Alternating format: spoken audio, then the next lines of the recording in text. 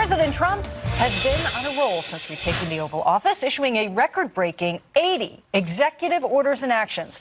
His supporters say he's accomplished more than his predecessors did in 4 years in just a matter of 3 weeks. DOGE is slashing the bureaucracy and has already saved the U.S. billions. Add it all up, Elon Musk is going after spending on DEI initiatives, electric vehicles, LGBT programs, as well as plenty of other government waste programs. Trump and Elon are far from done, and their new target is USAID, and that is sending the left into hysterics.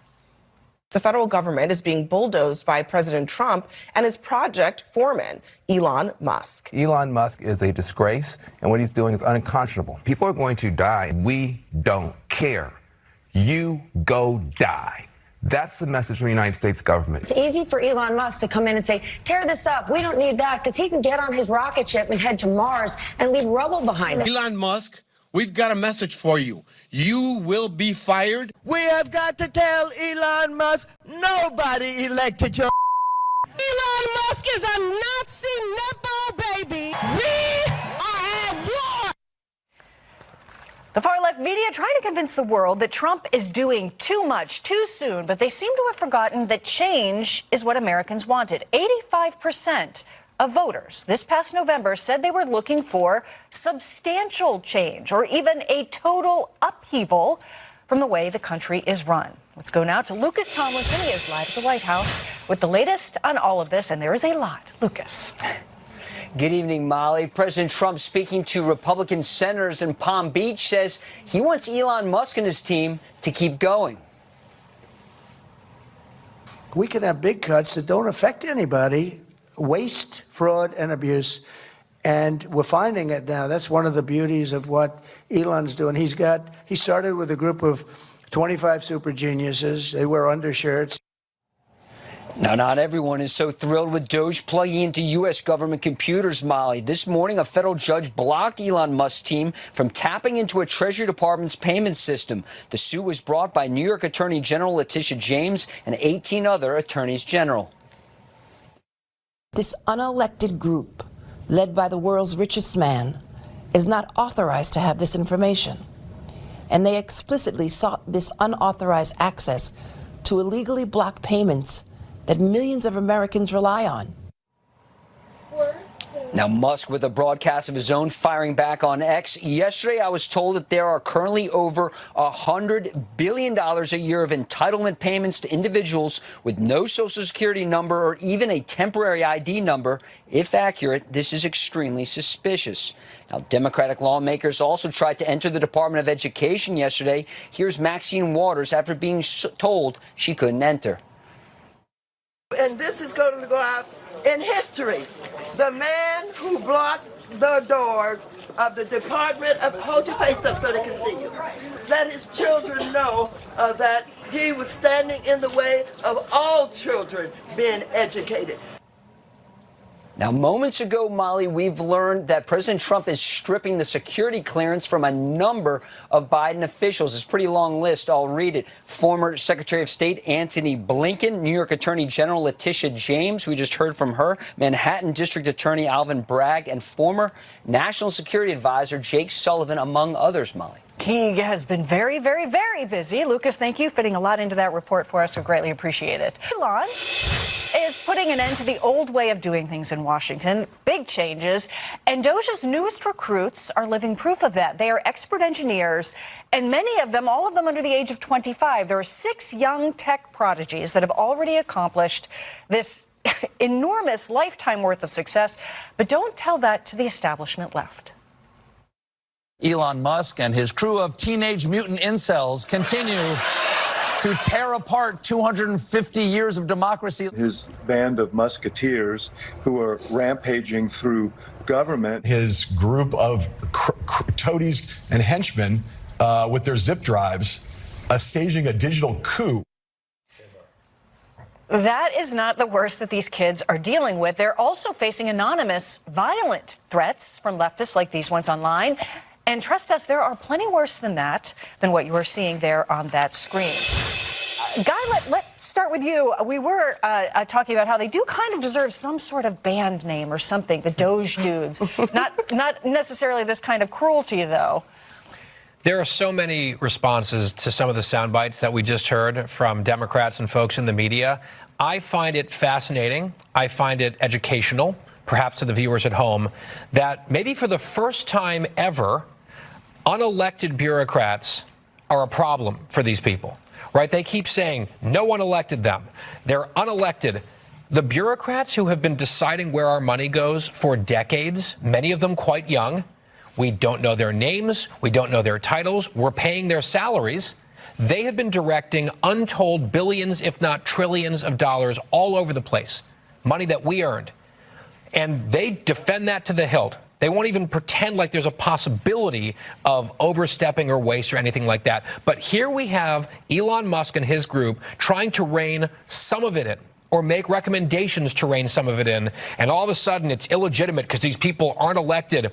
If only they took that view on every other bureaucrat ever, but they don't, which I think is one of the hypocritical things that we're seeing here among several. Charlie?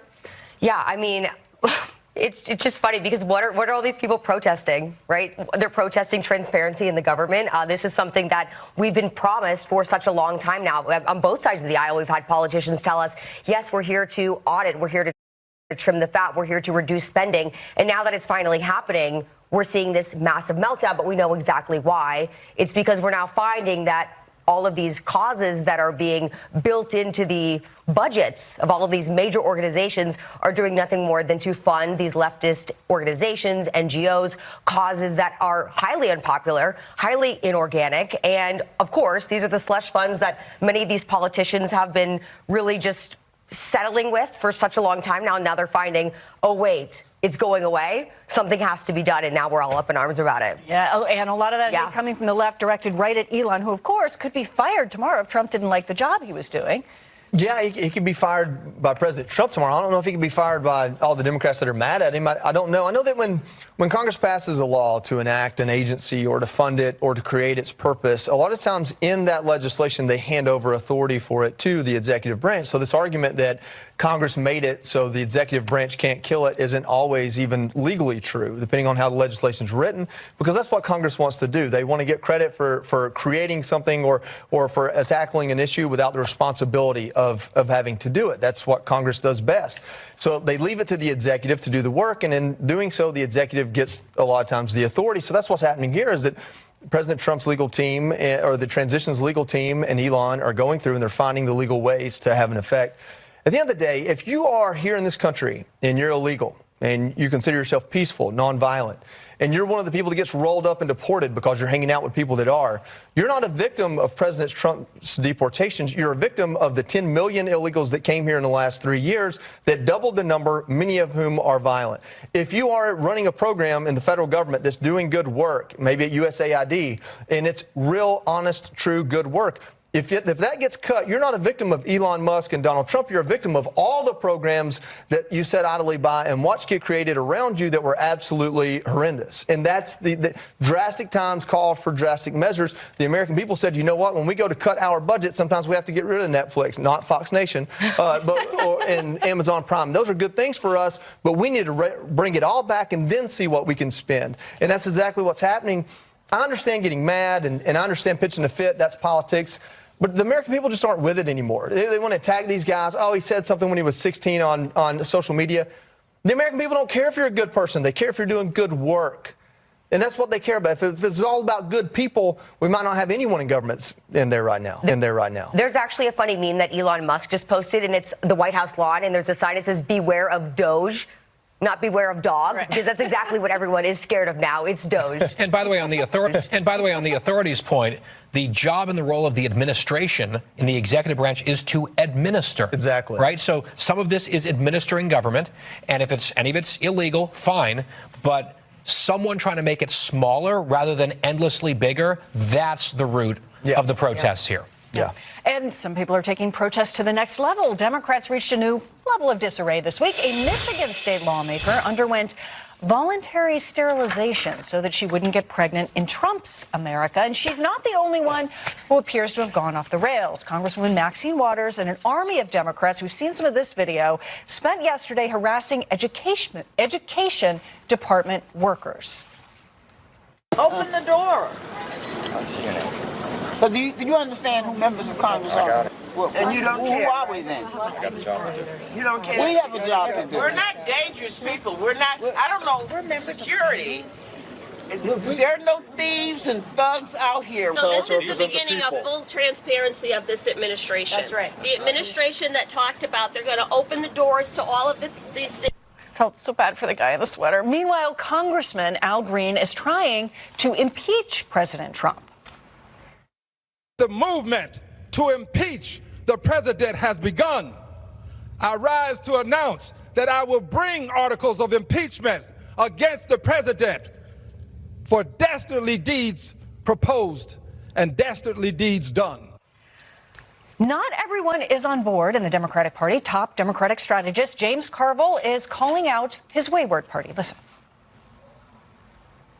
Some Democrats, some progressives in New York, are advocating for bereavement pet leave. Okay, so in other words, if your cat dies, you get 3 days of paid leave.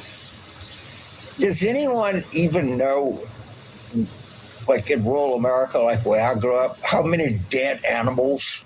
And it's like there's a plant somewhere in, quote, progressive, unquote, America that just sees how many jackass, stupid things that they can embrace.